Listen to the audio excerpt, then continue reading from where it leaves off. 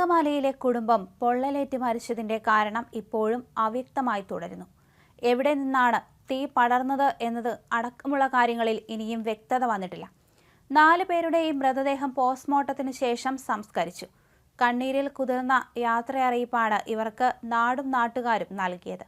നാടിനെ നടുക്കിയ ദുരന്തത്തിൽ മരിച്ച 4 പേരെയും അവസാനമായി ഒരു നോക്ക് കാണാൻ ആയിരങ്ങളാണ് അയ്യമ്പള്ളി വീട്ടിലേക്ക് ഒഴുകിയെത്തിയത്.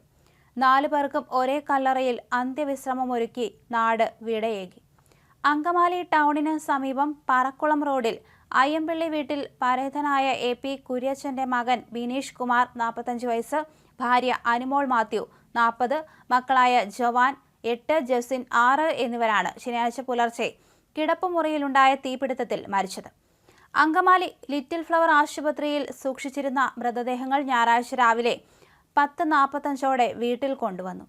മൃതദേഹങ്ങൾ എത്തും മുൻപ് തന്നെ ആളുകൾ വീട്ടിൽ നിറഞ്ഞിരുന്നു. ആദ്യം കുട്ടികളുടെ മൃതദേഹങ്ങളാണ് ആംബുലൻസിൽ നിന്ന് ഇറക്കിയത്. അനുമോളുടെയും ബിനീഷിന്റെയും മൃതശരീരങ്ങൾ കൂടി എത്തിച്ചതോടെ എങ്ങും തേങ്ങലുകൾ ഉയർന്നു. അങ്കമാലി സെന്റ് മേരീസ് കത്തീഡ്രൽ വികാരി ഫാദർ വർഗീസ് പാലയിടലിന്റെ നേതൃത്വത്തിലായിരുന്നു സംസ്കാര ശുശ്രൂഷകൾ നടത്തിയത്. 4 മൃതശരീരങ്ങളും വീട്ടുമുറ്റത്തെ പന്തലിൽ പൊതുദർശനത്തിന് വെച്ചു. ശരീരം കത്തിക്കരിഞ്ഞതിനാൽ 4 പേരുടെയും ചിത്രങ്ങൾ പെട്ടിക്ക് മുന്നിലായി പ്രദർശിപ്പിച്ചിരിക്കുകയായിരുന്നു. Angamaly Saint George basilica rector father Lukose Kunnathur പ്രത്യേക പ്രാർത്ഥന നടത്തി. ബിനീഷിന്റെ അമ്മ ചിന്നമ്മ, സഹോദരി ബിന്ദു, സഹോദരി ഭാര്യ ഐമി, അനുമോളുടെ പിതാവ് മാത്യു, അമ്മ ചാച്ചമ്മ, സഹോദരങ്ങളായ രാജേഷ്, പ്രയേഷ് എന്നിവരെയെല്ലാം സമാധാനിപ്പിക്കുകയായിരുന്നു നാട്ടുകാർ. വീട്ടിലെ പ്രാർത്ഥനകൾക്കും ശുശ്രൂഷകൾക്കും ശേഷം മൃതദേഹങ്ങൾ വിലാപയാത്രയായി അങ്കമാലി കത്തീഡ്രലിലേക്ക് കൊണ്ടുപോയി.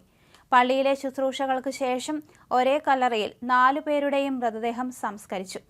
സംഭവത്തിൽ മരണകാരണം കണ്ടെത്താൻ പോലീസ് കൂടുതൽ പരിശ്രമം നടത്തുന്നുണ്ട്. ജില്ലാ പോലീസ് മേധാവി ഡോക്ടർ വൈഭവ് സക്സേനയുടെ നേതൃത്വത്തിൽ പോലീസും ശാസ്ത്രീയ കുറ്റാന്വേഷണ വിഭാഗവും വിരലടയാള വിദഗ്ധരും ഇലക്ട്രിക്കൽ ഇൻസ്പെക്ടർ അതുപോലെ ഡോഗ് സ്ക്വാഡുമെല്ലാം വീട്ടിൽ പരിശോധന നടത്തിയെങ്കിലും മരണകാരണം വ്യക്തമല്ല.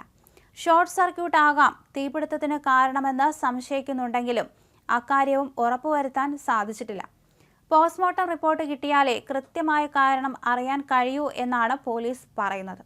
കളമശ്ശേരിയിൽ മൃതദേഹങ്ങൾ പോസ്റ്റ്മോർട്ടം നടത്തിയ പോലീസ് സർജൻ 4 പേരുടെയും ആന്തരിക അവയവങ്ങളുടെ സാമ്പിളുകൾ ശേഖരിച്ചിട്ടുണ്ട്. ഇത് കോടതിയുടെ അനുമതിയോടെ പരിശോധനയ്ക്ക് അയക്കും. കെമിക്കൽ പരിശോധന നടത്തി അതിന്റെ ഫലം വന്നാൽ മാത്രമേ അന്തിമ പോസ്റ്റ്മോർട്ടം റിപ്പോർട്ട് ലഭിക്കുകയുള്ളൂ.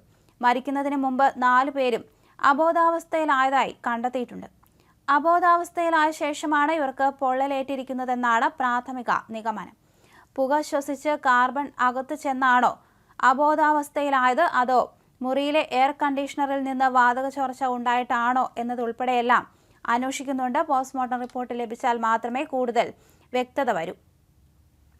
അങ്കമാലി സ്റ്റേഷൻ ഓഫീസർ ലീവിലായതിനാൽ ചെങ്ങമനാട് സ്റ്റേഷൻ ഓഫീസർ K. കുമാറിന്റെ നേതൃത്വത്തിലാണ് നിലവിൽ അന്വേഷണം നടക്കുന്നത്.